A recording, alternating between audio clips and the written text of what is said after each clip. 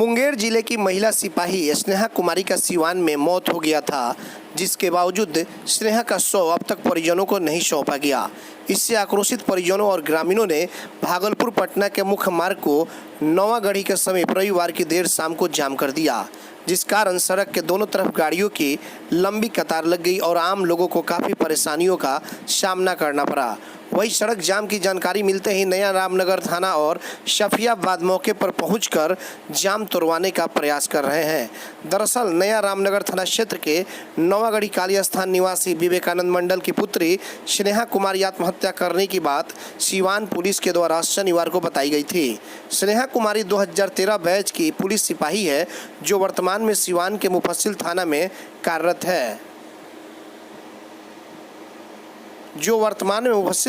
कार्यरत थी। मृतका के पिता विवेकानंद मंडल ने बताया कि उनकी बेटी की साजिश के तहत हत्या की गई है। इसी कारण पुलिस शव परिजनों को नहीं सौंप रही है।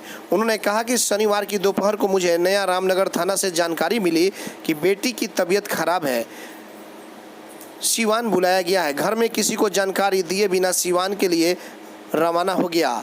इसके बाद वहां स्थानीय पुलिस के द्वारा स्पष्ट तौर पर कोई जानकारी उपलब्ध नहीं कराई गई और न ही बेटी से मुलाकात भी कराई गई।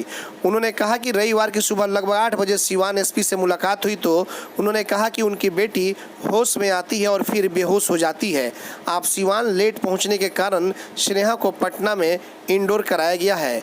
इसके बाद उन्होंने बेटी से मिलने की इच्छा जताई तो उन्हें 2 पुलिसकर्मी बेटी के पास पहुंचाने के लिए दिया गया, लेकिन उन पुलिसकर्मियों के द्वारा बेटी के पास पहुंचाने के बजाय उनको घर नौवागढ़ी पहुंचा दिया गया। आक्रोशित ग्रामीणों ने कहा कि नौवागढ़ी की कर्मठ बेटी का पुलिस ने साजिश के तहत हत्या कर दिया है। इसी कारण पुलिस साफ साफ कुछ भी बताने से इनकार कर रही है। ग्रामीणों ने स्नेहा की मौत का उच्च स्तरीय जांच करने की भी मांग कही है। अब जिस तरह से स्नेहा की मौत सिवान के पुलिस लाइन में उसके बंद कमरे में हुई और पुलिस ने लगभग कई दिनों के बाद से उसके शव को निकाला, ऐसे में कहीं ना कहीं उसके आत्महत्या की जो गुत्थी है वो अनसुलझी नजर आ रही है। कहीं ना कहीं हो सकता है कि जिस तरह से परिजनों का आरोप है कि उसकी हत्या की गई है एक बड़ी साजिश के तहत, ऐसे में अब सिवान के एसपी को चाहिए कि इस पूरे मामले की गंभीरता से जांच करे और अगर किसी साजिश के तहत हत्या हुई है तो उन दोषियों को भी कठोर से कठोर कार्रवाई करने का जल्द से जल्द उस पर कार्रवाई करें। और सबसे बड़ी बात यह है कि पुलिस द्वारा सीडीआर भी निकाला जाए कि आखिरकार स्नेहा से किन किन लोगों से बात होती थी और क्या कुछ बातें हुई थी, तो कॉल डिटेल से भी सब कुछ क्लियर किया जा सकता है। मुंगेर से एटीएन लाइव के लिए अमन राकेश की रिपोर्ट।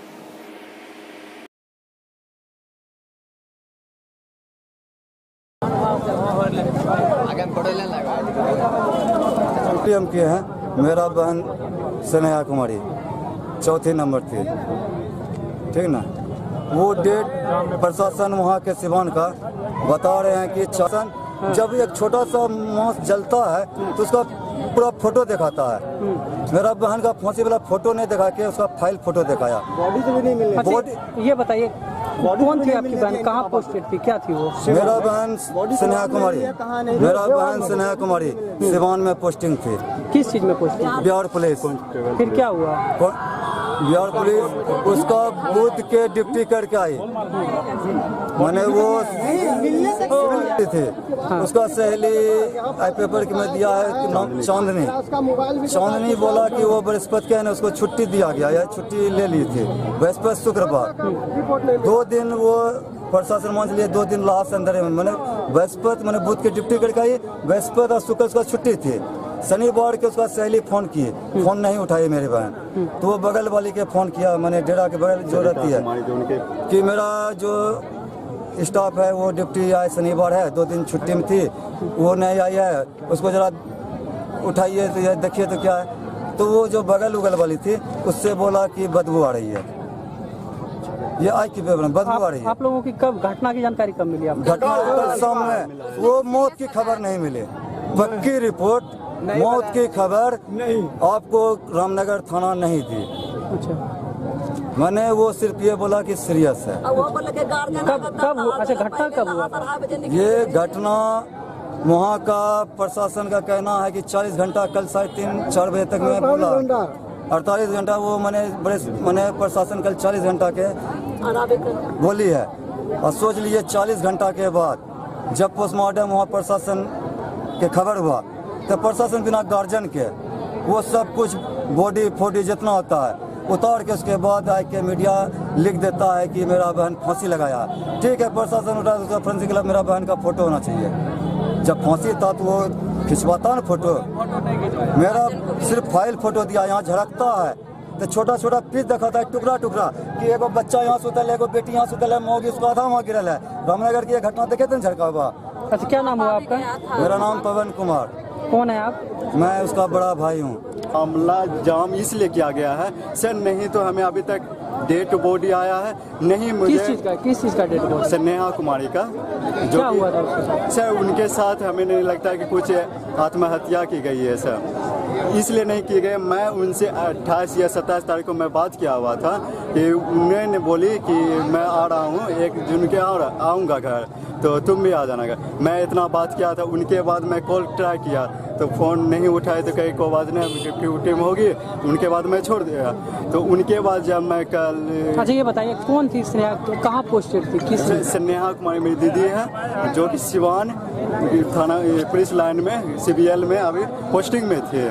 तो उनकी पोस्टिंग होने के बाद जब मैं पटना जब पोस्टमार्टम करने के लिए गया था तो वहाँ से मैं अभी टोटल पदाधिकारी से बात किया। तो वहाँ से पदाधिकारी पहले हमको 11 बजे इन्फॉर्मेशन मिले। 11 बजे ये बोले कि वहाँ के पदाधिकारी के जो सिवान के हैं वहाँ के हमें कुछ अभी मुहर और दस्तखत नहीं मिला है, जो कि हमें व्हाट्सएप पर मिला है। पटना के जो डॉक्टर थे वो बोले कि हमको ओरिजिनल चाहिए। तो आप ही बताइए सर, व्हाट्सएप पर मैसेज आने में सिर्फ 1 मिनट लगता है। 1 मिनट लगने के बावजूद भी वो बोले हमको, फिर मैं कॉल किया कि 1 मिनट लगता है, तो वो तो साइन और सिग्नेचर करने में तो 2 मिनट लगेगा। 2 मिनट लगने के बाद तो व्हाट्सएप पर कितने मिनट में फॉरवर्ड किया जाएगा? कम से कम 5 मिनट में दे रहा हूँ आपको। जब मैं 5 मिनट 3 बजे कॉल किया तो वो बोला कि अभी तक साइन नहीं हुआ है, नहीं सिग्नेचर हुआ। जब मैं 6 बजे कॉल करता हूँ कि हुआ सर क्या आपको मिला, तो वो बोला कि अभी। ये बताइए यहाँ से कौन गए थे? यहाँ से सिर्फ मेरे पापा गए थे। क्या आश्वासन मिला वहाँ? उन्हें मुझे कुछ नहीं मिला। सिवान से सिर्फ उन्हें बोले गए क्या दीदी ठीक है, मतलब कोई गड़बड़ाने के बाद नहीं है, आपको मैं पटना छोड़ दूँगा। फिर पटना छोड़ने वाली बात हुआ था। पटना जब होते हुए मेरे पापा गए तो वहाँ से 2 ड्राइवर मतलब थे, गार्ड थे, तो वो बोले क्या कि चलिए आपको मैं घर छोड़ देता हूँ। तो मेरे पापा घर आ गए। घर आने के बाद जो है फैमिली जो होना था